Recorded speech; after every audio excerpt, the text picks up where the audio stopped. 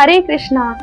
तो जैसे कि 7 तारीख को निर्जला एकादशी है, कुछ जगहों पे 6 तारीख को भी मनाया जा रहा है, लेकिन जैसे कि मैं एक गौड़ीय संप्रदाय से कनेक्टेड हूँ, तो हमारे गौड़ीय संप्रदाय में 7 तारीख को मनाया जा रहा है। तो मैं भी 7 तारीख को निर्जला एकादशी व्रत का पालन करूंगी और मैं राधा रानी से प्रार्थना करूंगी कि हम सबका निर्जला एकादशी बहुत अच्छे से हो।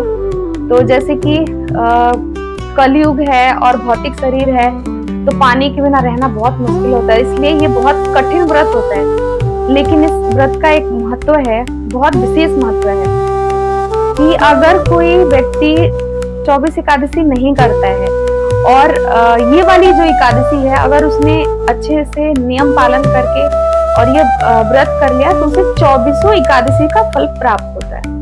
ये मैं नहीं, ये शास्त्रों में कहा गया और मैं मंदिरों में मैंने सुना हुआ है। तो हमें निर्जला एकादशी से एक दिन पहले थोड़ा सा प्रिपरेशन कर लेना चाहिए। प्रिपरेशन क्या कि एकादशी से एक दिन पहले थोड़ा सा जल में मिश्री घोल के और हमें रख लेना चाहिए।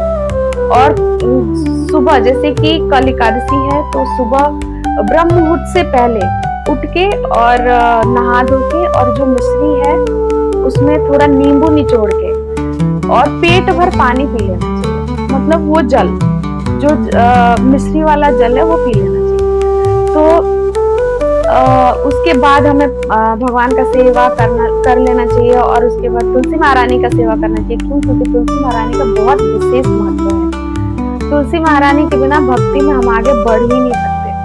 तो तुलसी महारानी का हमें सबसे पहले सेवा करना चाहिए। एकादशी का तो महत्व है, लेकिन हमें द्वादशी का भी बहुत ध्यान रखना होता है। क्यों? क्योंकि अगर हमने एकादशी किया और द्वादशी के दिन हमने सही समय पे पारण नहीं किया, तो हमारा एकादशी विफल हो जाता है।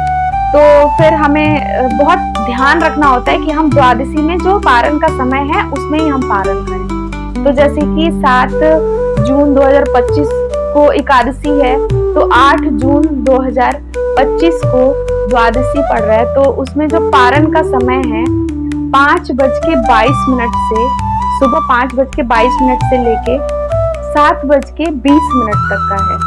तो हमें उसी टाइम पारण करना है। और पारण करने के बाद, पारण में हमें डायरेक्ट अन्न नहीं लेना है, हमें जल से व्रत तोड़ना चाहिए। तो जल लेने के बाद फिर हमें थोड़ा हल्का प्रसाद लेना चाहिए, जैसे कि खिचड़ी, बहुत हल्का प्रसाद लेना चाहिए।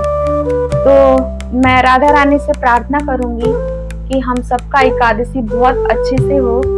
और वैसे हम सबको ये एकादशी रखना चाहिए और आप लोग भी अपना ध्यान रखिए, अच्छे से एकादशी करिए और ज्यादा से ज्यादा हरि नाम करिए, क्योंकि कलयुग में हरि नाम से बड़ा कोई तपस्या नहीं है, ऐसा महाराज कहते हैं। मंदिरों में भी, कथाओं में मैंने सुना है।